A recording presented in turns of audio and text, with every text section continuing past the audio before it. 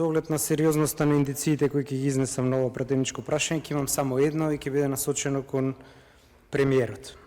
Впрочем, станува збор за еден досега прилично експониран случај во јавноста, а тоа е назначувањето на директорот на Агенцијата за национална безбедност, господинот Бојан Христовски, за кој што досега имаше неколку афери во јавноста, но она што јас денес ќе го изнесам е за еден досега неоткриен аспект од неговото образование. Имено, колку што следев дискусијата, устите на СДС се запна веднаш после доставувањето на 200 и повеќе сертификати кои и тие ги доставувале, лажни се разбира, за TOEFL, и гледаме дека аферата стивнува полека.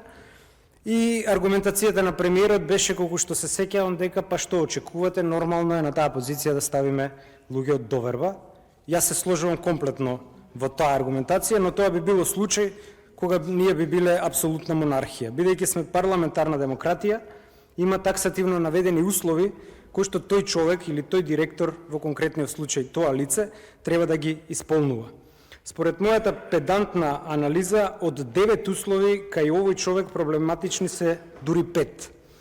Досега, она што беше оспорувано од опозицијата беше дека според членот 10 од Агенција за национална безбедност, да биде појасно за јавноста, тоа е онаа агенција која порано ја раководеше озлогласениот Сашо Мијалков и која подоцна под влијание на Прибе и неговите препораки се раздели на две, колку што се сеќавам, значи Агенција за национална безбедност и ОТА, ова е таа првата, во случајов сега не е под МВР, туку е директно под владата.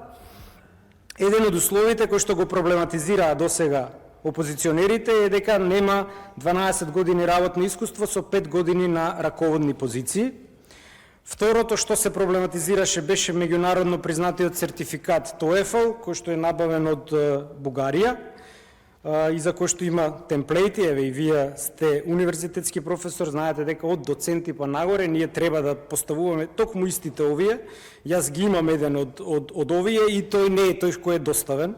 Потоа да не е член на политичка партија, лицето било со изјава вели дека не е, но тој беше председател на вашиот градски комитет, и да не е утврдено постоење судирни интереси, што исто така е проблематично, затоа што во ист ден, ако не се лажам, беше избран и за асистент на факултетот за безбедност. Она што јас сега сакам да го проблематизирам е ставот, тоест алинејата 3 од членот 10, која вели вака: да има стекнато лицето најмалку 240 кредити според ЕКТС, Европскиот кредит трансфер систем, односно 7/7 степен на образование во научните подрачја 3: општествени науки, природно-математички и техничко-технолошки науки. Од CV-то на конкретниот господин увидуваме дека тој има завршено ДИВ, тоа не спаѓа во овие, има магистрирано на безбедност, исто така не спаѓа во овие, затоа што се бараат додипломски, и како единствена диплома која што е релевантна во случајот се општествените науки од приватната високообразовна установа Универзитет за туризам и менаџмент Скопје во делот на општествени науки, односно економски науки.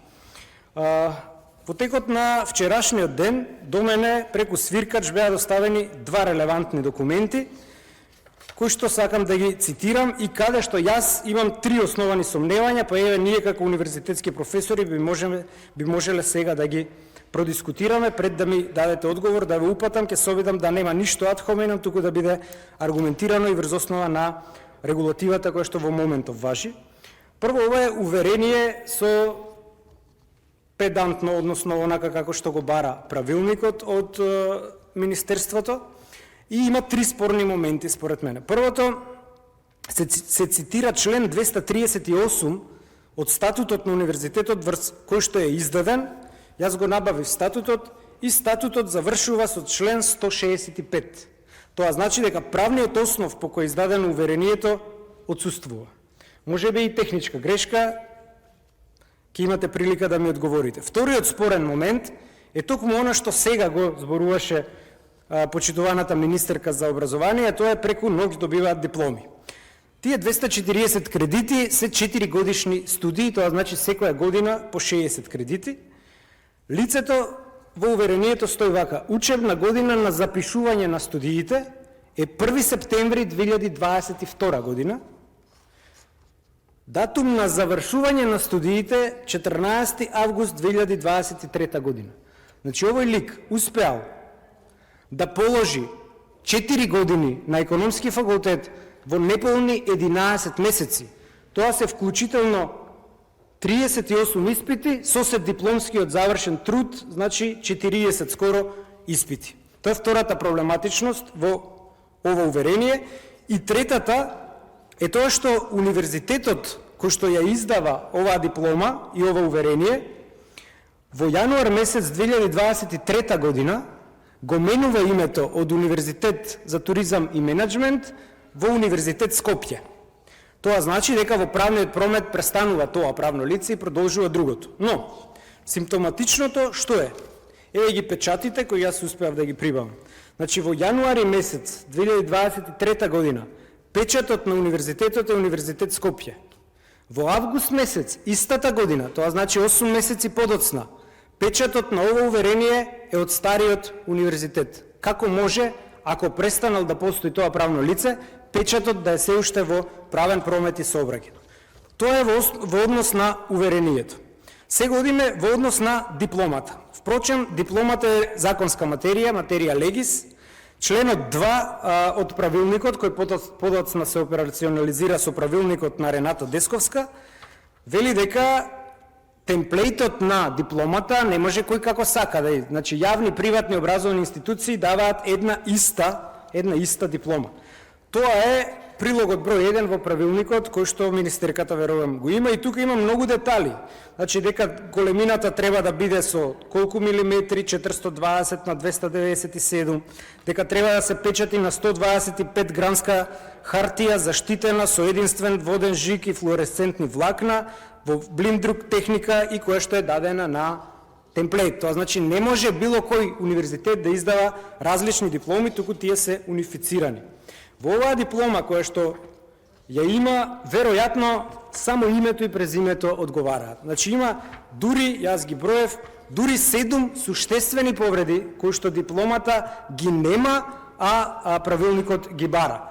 Тоа е, прво, нема основачна високообразовна институција, затоа што се по принцип на нумерус клаузус, односно затворена таксативно наведена листа, нема решение на Министерство за образование и наука со број и датум за акредитација, нема просечна оценка со која дипломирал конкретниот кандидат, нема академски стручен степен во меѓународен промет, односно назив на англиски, нема серијски број на дипломата, нема број и датум на главна книга и, бидејќи е фотокопија, јас не гледам два печата, освен, тоест универзитетски и факултетски, освен печатот кој што е овој воден жик кој што е на средината. Значи, дури 7 од задолжителните елементи фалат во оваа диплома. Прашањето кое што е до вас, и затоа е едно, е дали вие сте запознаени со овие наводи и дали ова е доволен основ да пратите просветен инспекторат да ги провери овие наводи кои што ги изнесов тука. Ви благодарам.